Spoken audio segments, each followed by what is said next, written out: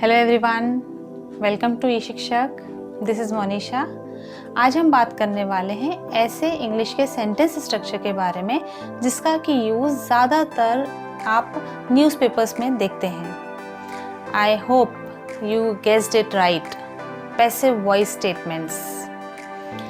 Passive voice sentences के structures और उनके मीनिंग को समझने से पहले हम डिस्कस करेंगे क्या डिफरेंस होता है एक्टिव वॉइस में और पैसिव वॉइस में। Let's take one example. Ram killed Ravan. इस सेंटेंस का मीनिंग है राम ने रावण को मारा। इंग्लिश सेंटेंस में इसका ब्रेकअप क्या होगा? Ram is subject of the sentence, Ravan is object of the sentence and killed is action. जब भी किसी सेंटेंस में सब्जेक्ट जो होता है वो परफॉर्म कर रहा होता है एक्शन या परफॉर्मर होता है एक्शन का, ऐसे सेंटेंस को हम एक्टिव वॉइस स्टेटमेंट कहते हैं, एक्टिव वॉइस स्ट्रक्चर बोलते हैं। पैसिव वॉइस स्ट्रक्चर में इसका उल्टा होता है, like Ravan was killed by Ram. यहाँ पर हमारा सेंटेंस में रावण इज द सब्जेक्ट, लेकिन Ravan is not the performer of action, instead receiver of action. Ravan मारा गया राम के द्वारा। जब भी सेंटेंस में सब्जेक्ट परफॉर्मर नहीं होता है, such sentences are said to be in passive voice. तो अब हम देखते हैं कि दोनों सेंटेंसेस का मीनिंग क्या है। दोनों ही केस में राम ने मारा और रावण मरा। Now why there is a need of the sentences to be made in passive voice? First use of passive voice statement is जब हम एम्फेसिस शिफ्ट करना चाहते हैं रिसीवर ऑफ एक्शन पे, like Ravan was killed was a big news. Ravan मारा गया was a big news. किसने मारा इससे फर्क नहीं पड़ता, तो हमें एम्फेसाइज किस पे करना था? रावण पे। So Ravan was killed by Ram, this is one big news. Mister Narendra Modi was given a warm welcome. उनका वेलकम किया गया, पब्लिक वेलकम्ड हिम। हमारा फोकस पब्लिक पे नहीं है, but our focus is on mister Narendra Modi. तो जब भी receiver of action is more important to emphasize than the doer, we make sentences in passive voice. Second use होता है जब काम हुआ बताना ज़्यादा ज़रूरी है रादर देन किसने किया। आपकी यदि कोई मीटिंग कैंसिल की जाती है या पोस्टपोन की जाती है आपके मैनेजमेंट के द्वारा या आपके सीनियर के द्वारा, तो आपको एक सिंपल सा टेक्स्ट मैसेज आता है, the meeting has been postponed. Irrespective of the fact कि मैनेजर ने पोस्टपोन की है या मैनेजमेंट ने या हेड ऑफिस ने पोस्टपोन की है, आपके लिए क्या जाना ज़रूरी है कि the meeting has been postponed. That means it is important to inform what happened rather than who did it. The flight has been cancelled. These are similar examples. Then third is जब हमको ये पता ही नहीं है किसने ये action किया, then we make sentence in passive voice. The bank has been robbed. His house was broken into. In these examples, it is not known who has performed the action. Then we make sentence in passive voice. और ऐसे सारे ही cases आप अक्सर newspapers में पाते हैं। Often people say that it becomes difficult to understand the language used in newspaper. It is because of this reason.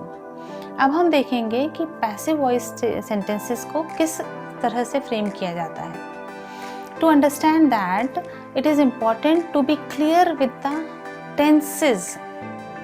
In my previous videos, I have already made clear all the sentence structures of tenses, and they were all in active voice. आपको पता है simple present tense का use होता है everyday activities के बारे में बात करने के लिए। सिंपल पास्ट टेंस का यूज़ होता है एक्शन कंप्लीटेड इन पास्ट के बारे में बताने के लिए। प्रेजेंट कॉन्टिन्यूस, पास्ट कॉन्टिन्यूस, ये कंटिन्यूस फॉर्म ऑफ एक्शंस को परफॉर्म करते हुए बताते हैं। And present perfect tense tells about action completed in present. ये सारे यूजेजेस हम लोग हमारे प्रीवियस वीडियोज़ में डिस्कस कर चुके हैं। पैसिव वॉइस सेंटेंस स्ट्रक्चर्स में भी सेम ही मीनिंग आता है, there is the difference of structure only. Let's look at the board again. If the sentence is he writes a letter to his mother every week, इसका मतलब होगा वो एक letter हर हफ्ते अपनी मदर को लिखता है, which is every week action. If you transform it into passive voice, the sentence will become a letter is written by him every week to his mother. इन दोनों सेंटेंसेस में क्या डिफरेंस आया? Active voice में हमारा verb जो था वो first form में था, लेकिन पैसिव वॉइस में हमेशा ही जो एक्शन होता है, जो वर्ब होता है, वो थर्ड फॉर्म में आता है. And verb is decided by the subject of the sentence. यहाँ पर हमारा जो ऑब्जेक्ट था letter, which has become subject in the passive voice, according to this we use helping verb. तो a letter is written by him every week to his mother, इसका मतलब है उसके द्वारा एक लेटर हर हफ्ते अपनी मदर को लिखा जाता है. So simple to understand, isn't it? Now if we come to second sentence, he is writing a letter. जब भी कंटिन्यूअस टेंस का हम पैसिव फॉर्म सेंटेंस बनाते हैं तो उसमें बीइंग का यूज होता है. Is being, are being, was being, were being.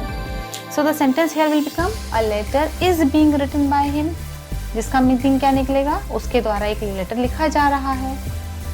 If the sentence is in perfect tense, he has written a letter, this is present perfect active sentence because subject is the doer.